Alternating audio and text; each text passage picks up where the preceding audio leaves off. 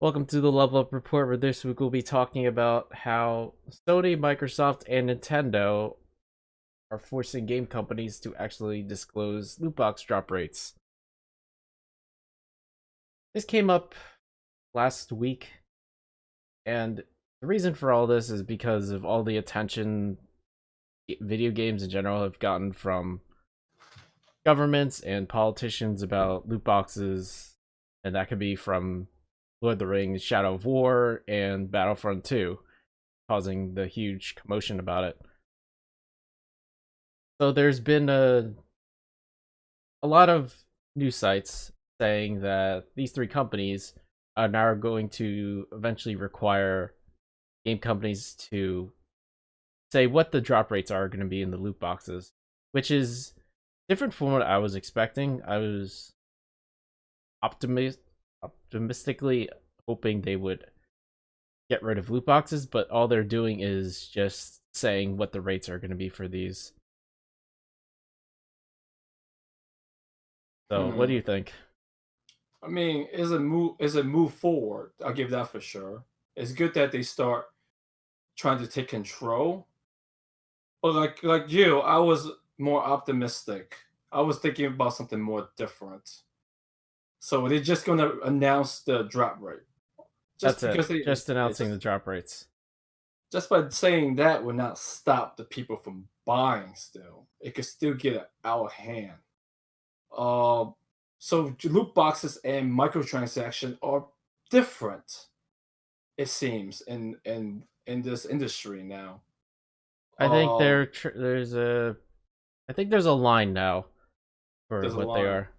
Like loot boxes are randomized gambling mechanics for digital goods that, are not tangible. Like you're not going to see it or be able to use it in life. Like it's just for that game. Okay. Not like if you're gambling in a casino, then you have a chance to win actual money, which I'm not saying you should, but Hmm. there's an actual reward for doing it that you can actually use that money for other things. Okay. Well, maybe. I mean, it's a first step. I like it because like having government step in could be a good thing, but eventually it will lead to a bad thing. I feel like usually when government step in, they do stuff for the people, but eventually they get a little dirty themselves and start getting kind of greedy for themselves. Next Maybe thing they you would get know, a cut for themselves. yes, exactly. They just yeah, and they just start collecting money for themselves, and knowing game developers, they're gonna push that cost to the players. So I rather the companies start regulating themselves. So this is a good step, progress I see. Hopefully they take it a step further and maybe like prevent stuff like kids accessing, you know, purchasing stuff, wiping out some people's bank accounts, taking their parents' credit card, Yeah. or yeah, having like a two-step verification before purchasing anything, and also provide like warnings. Say, hey, if you have an addiction, please seek help. Blah blah blah. Like have the kind of stuff. Like how casino has like if you have a gambling addiction, please seek help. Blah blah blah blah. They All should have those those kind of warnings that, yeah, yeah. gambling addicts don't actually listen to. I mean, I want them to put it out there. I want them to show that they care that this stuff is real. It's not fake. You know what I'm saying? Yeah. Right now, just saying there's like a chance of having this X, Y, and Z doesn't really change anything. People will still end up using a lot of money. There should be steps in place to prevent stuff like that. More informative like information on steps to like combat this kind of things. Because I know gaming companies, developers are still banking on people, spending a lot of money, still get drawn into this cycle, into this bad habit. But do you And, think like disclosing loot box chances will actually do anything? Like it have depends it on any effect on this? it depend on the players. It depend on the players. Like maybe players like me and you will like, okay, we want this specific things. Let me see what's my chance of buying that specific thing. Okay, 5%. I don't know. Maybe I give it a shot or not. At least like players like us are more calculating. It will tell us should we try it or not. Other players that are really too deep into this mess already, I don't think they would care. They would still just buy and spend $3,000 for that stupid thing, waste a bunch of money. I I think don't it's a know. step in the right direction, like you said, but I also think it's definitely not enough. Yeah, I it's think it's not just to enough. cover their butts, Yeah, just just because to. of all the attention, like I said, that they've got, like all the game companies have gotten Mhm. about these things. So they're just showing like, hey, we can make sure that whatever games we're selling is we're showing the odds of it, and we're trying to be more responsible. Yeah, I think it's all like PR, PR. Just stuff for PR. But I think people it kind of confuses people. Maybe like redirect them from the main issue. The main issue is that video games are developing really poor and bad habits into its players, especially young players or players that has uh high, really Addictive high. tendencies. Yes, high. Yeah, thank you. Yeah, so it just like I don't know takes away from the main issue. I feel like. Yeah, I don't think it's not solving the issue, but it's not making it worse. It can't hurt it. Yeah. So as long as they keep moving on the right direction, I feel like maybe all four of those companies should come together and make a committee. Put some people that understand this kind of issue. Maybe some psychologists, maybe government officials working together on this committee. You know what So the funny thing is though about this loot box rate disclosure? It's only going mhm. to apply to consoles, not PCs, not Oh computers. wow, that wow. Okay, so it's not the home gaming No, but world. the like Okay. the initial group of companies, including those three, is like Activision, Blizzard, Bandai Hmm. Namco, Hmm. Bethesda, Bungie, EA, Take Two, Ubisoft, Warner Brothers, and Wizards of Coast. So it's a decent amount, but it's only going to be applied for consoles. That's just messed up. It should be global. Every PC gaming platform, should be utilizing this disclosure of what's the drop rate. Hmm.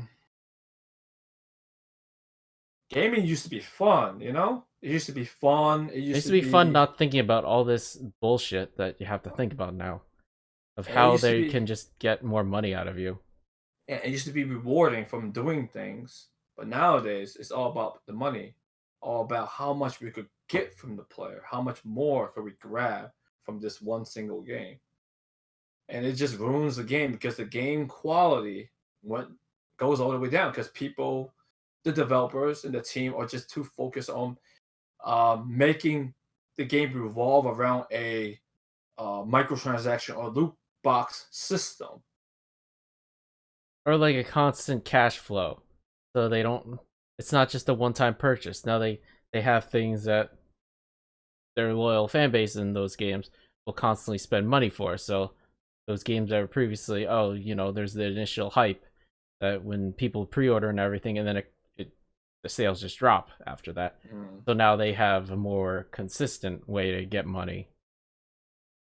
The thing is, I don't mind evolving games. Like a game that I don't gets either. better and better, like through updates. As long as the update is as big as a real standalone game, I don't mind dropping money. But what I do not mind is these loot box system and Would you microtransaction do that's mind? flooding. I do not mind them. I mean, no, Oh. no, I do mind them. Yeah, I mean, I'm against them. Getting confused here. I am totally against these kind of systems. Because right now I'm thinking all these games that getting re-released again, like these remaster, these ported games from the past. I still fully enjoy them, and I'm still willing to drop good money for those old games that doesn't have these systems. Like Final Fantasy 8 that's coming out, the remaster. I'm willing to drop good money just to play that again. Can you without imagine if they any. added microtransactions to that game? Yo, I'd be so pissed, but I would not like. I don't know. Square Enix has been on board with the microtransaction thing, so we never know. But I'd be so pissed if they do, though. Holy shit! I think at this point, there's not really a game company I could think of or that just doesn't have microtransactions or didn't just go along with like everyone else. Even Nintendo has gotten into it. I used to really be into Nintendo, and I think they would never do these kinds of things. Here we are. Yeah, I mean, it just shows that games work back then. It is fine, but the path trying to go towards is just really unhealthy, and it just it's misleading to the gaming industry. They're thinking they earning so much money in this way, which is like dishonest to the workers, to the shareholders, because like they're just milking this one form of monetary means in this game, Yeah. and it shouldn't be like that because they just give people more um misunderstanding like thoughts on what gaming, like how much money will make in the future, and it shouldn't be like that. I think they're just thinking short term still. Still, Well, well, they're not thinking long term of how this could damage their IPs or their game franchises if they just include all this. Like, look at Bethesda. They've included all this bullshit of microtransactions in Fallout 76, and that damaged Fallout and their company image. So now people are actually worried about future IPs like Starfield and Elder Scrolls, those kinds of things that they're not considering.